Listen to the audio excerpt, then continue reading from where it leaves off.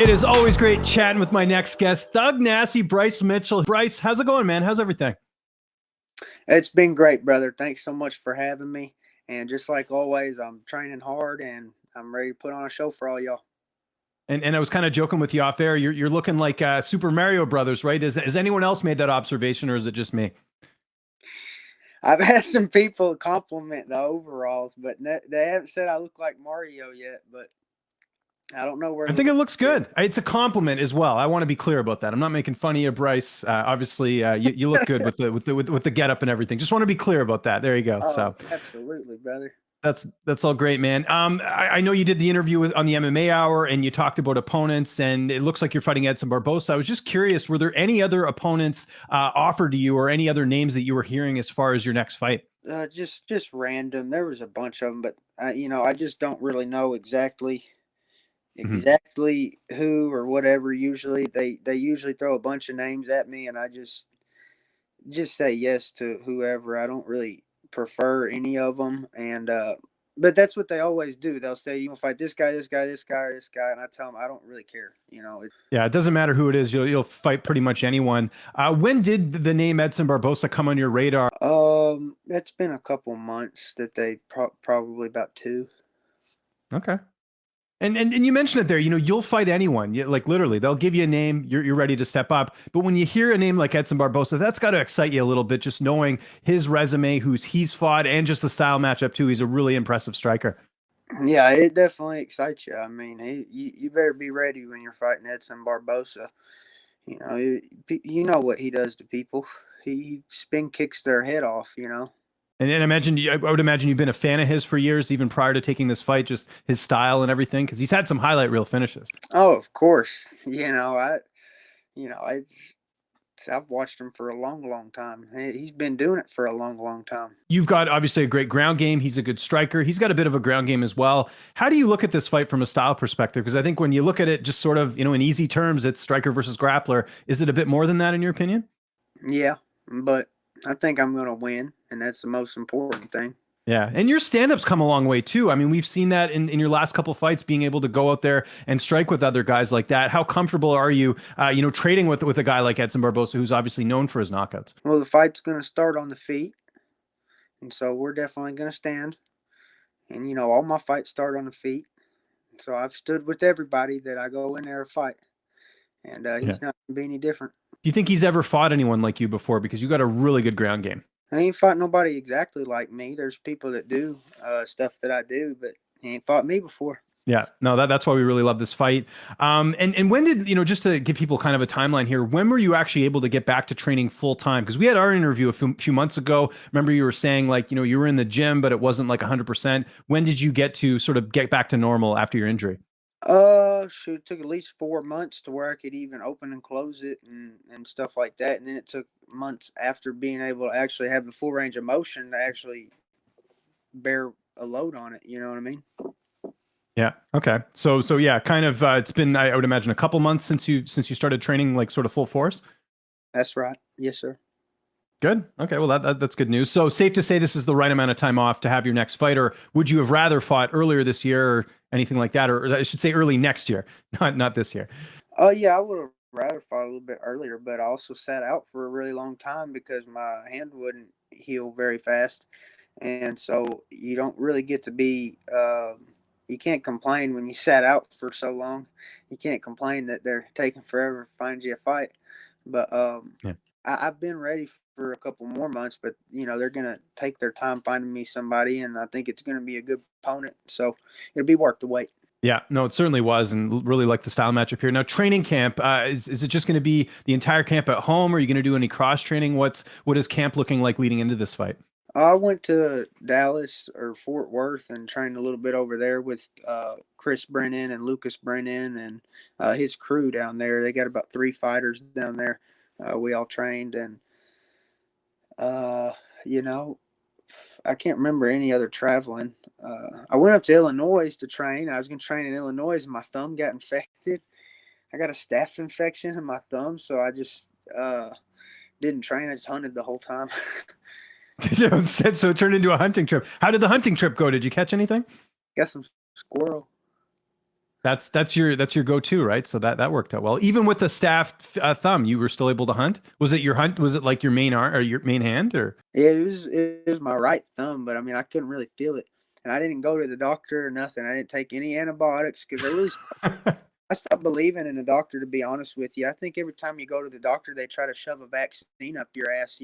And it makes me so mad. And so I Googled what can beat a staph infection, and garlic and cranberry juice. And I'm talking about the pure cranberry juice, not the Yeah, not sweet the stuff. processed sugar crap. Yeah, I know what you mean, like the pure cranberry, right?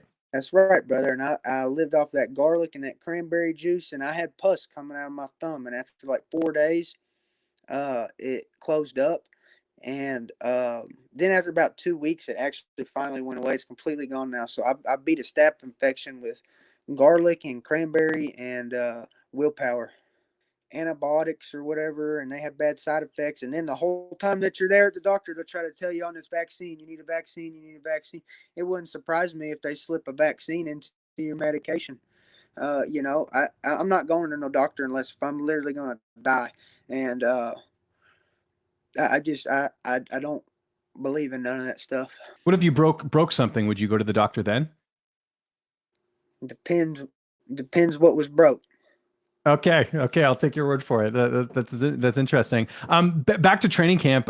So I know your buddy TJ Brown. I think he's got a fight coming up. Like, who are you mainly going to get to work with leading into this fight? TJ Brown, of course. That's Edson Barboza right now. Yeah.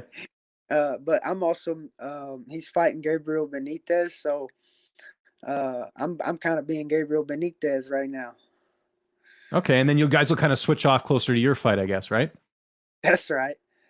Okay. That's good. Good teammate right there. And how's your coach doing? Rolly, one of the best coaches in the game, doesn't nearly enough credit, and I know has been a big part of your career. He had a hip injury probably about 6 months ago, and it was really bad. He is recovered from that really, really well, and he's back to grappling, and we're getting in some good rolls. He's been holding mitts for me, or holding pads for me actually, and he's been a tremendous coach. And last night I went in and he showed me some leg lock stuff.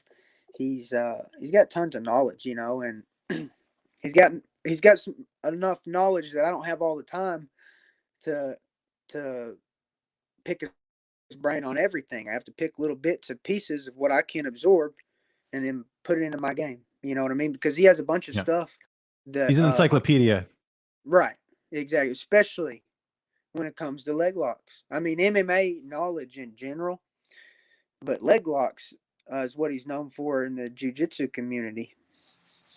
Yeah, no, he's a great coach. Let me ask you this. We often talk about training camp. Who are some guys in your gym that are like up and comers? They could be amateur fighters or someone that you've been really impressed with in the gym that we could see on the big stage soon. Kyle Thompson is really good. He's an amateur fighter. We have a jiu-jitsu coach up there. He don't do MMA. He's done a couple MMA fights, but he does like all that black belt jiu-jitsu competition stuff now. And his name is Atai. He's Brazilian. Mike Walker. He's a good amateur. I'm sorry. He's a good professional. But we've been training together since our amateur days. Me and him come up together, and I just remember it was like yesterday. Me and him as amateurs. Now he does a lot of his fights over in Japan, and they do those. You can kick in the head and all that stuff, and stomp him in the head and all that stuff.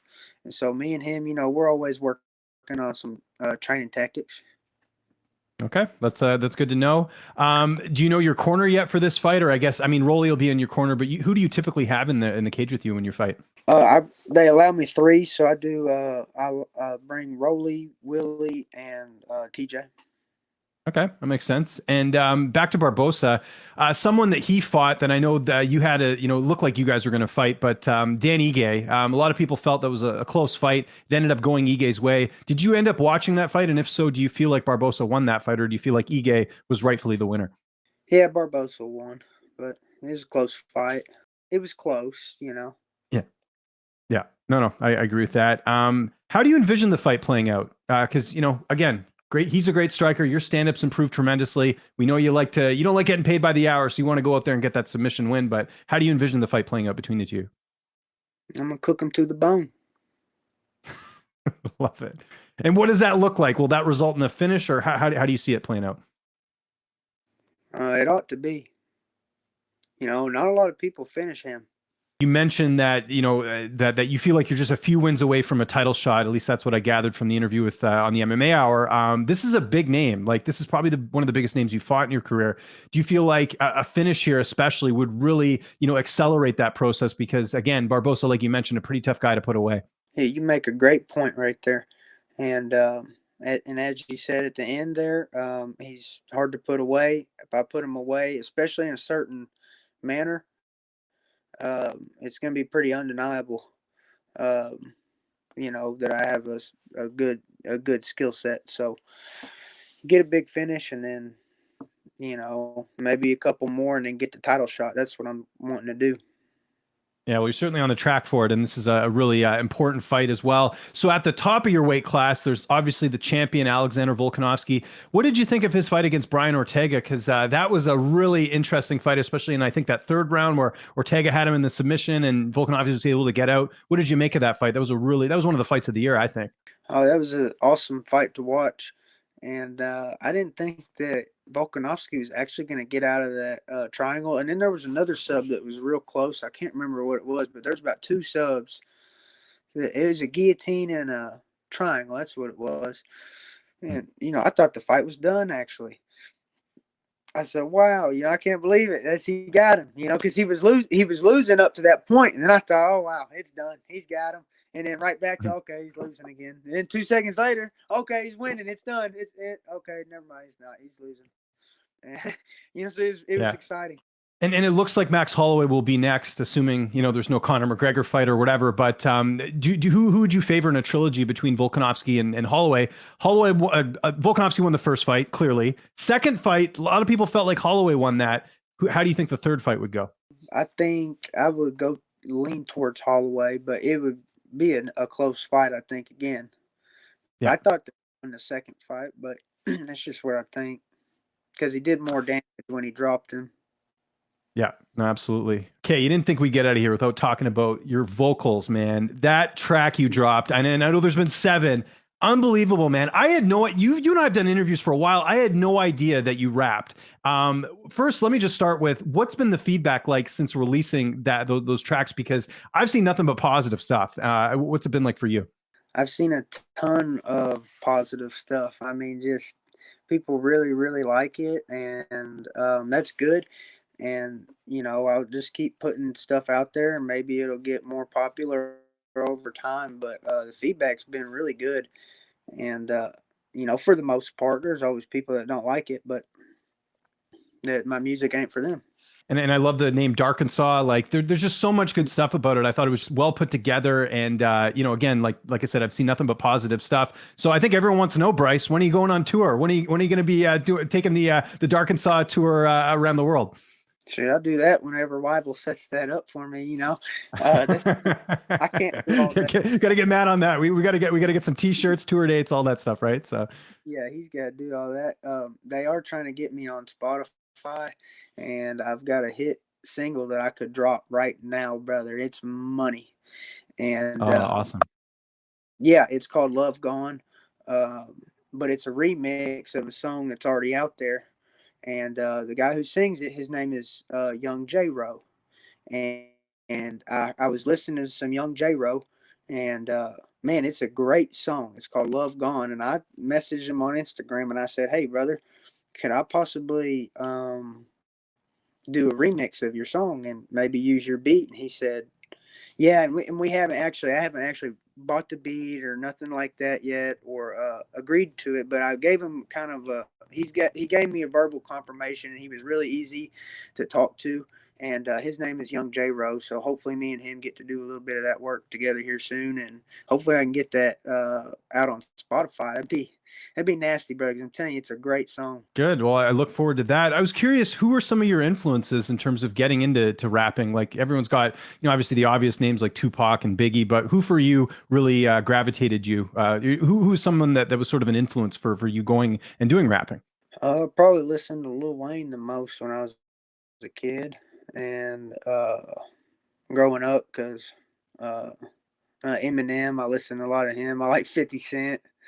Uh, Shoot, I like a lot of people, man. I just like good rap. Um, of course, I got my own definition of what good rap is, and a lot of the stuff that's out there right now, I don't like it. And it's a bunch of mumbling, jumbling, stumbling, fumbling Well, and bozos that out what's there, the man. yeah, what's like the stuff they use? Is it not the reverb, but you know what I mean, like the auto tune, all that stuff. I'm with you. I like just a pure spitting out track, like something that's a lot of thought's been put into it, and that's what your tracks are, man. Like some of the words you're rhyming, I'm like, how did you even think of that, man? It was pretty cool. Thank you, brother. That's what I like to hear, man. I'm glad that people are liking it, and the goal is to just express myself. Really, that's what it's all about. Would you ever do a rap battle with someone else? Like I know Brian Kelleher. I know he's not your weight class, but imagine you and Brian doing like a rap battle. That'd be kind of cool. I mean, I get paid to fight people, you think I'm scared to do a rap battle for some money? People try to kill me with their bare hands. They can say whatever they want. You pay me some money, you can say whatever you want, and I'll Yeah. spit some fire back at you. Okay, there you go. We'll keep an eye on that. Two more quick questions before we get out of here. How do you feel like you would match up against Volkanovski if you two fought right now? How do you look at that from a style perspective? Well, I would go home with the belt. It's as simple as that. No questions asked. Just go in there, take back the belt, bring it back to Arkansas. Yeah, I give it Love to it. my coach. There you go. That would be great. Last question before we get out of here. Holidays are coming up. Any plans for the holidays? Any more hunting? What are you going to be up to over the next little bit? I know you got the fight in a few months, but what's the holiday season looking like? I might do a goose hunt next week, and then I got 3 deer in the freezer right now. One of them is roadkill, but after I get through some of this deer and clear up some of this freezer space, I'm gonna go deer hunting again. And then if I get another deer, I'm gonna go squirrel hunting some more. And then so maybe some goose hunting, some deer hunting, and then if I get enough deer, I'll go squirrel hunting. Love it. Bryce, thanks so much for doing this, man. Always great talking to you. If there's anyone you want to thank, sponsors, social media, anything like that, I'll give you the last word. Thank you so much for having me, my brother. Always an honor to be on the show. And thank my manager, Matt Weibel. Thank my coaches, my teammates, first round management as well. And everybody who's happy with this mixtape and that listened to it. And thank you, brother. I'm just glad to be here. Make sure to subscribe to the LowKick MMA YouTube channel for all the latest news, event previews, and interviews with some of the biggest stars in MMA.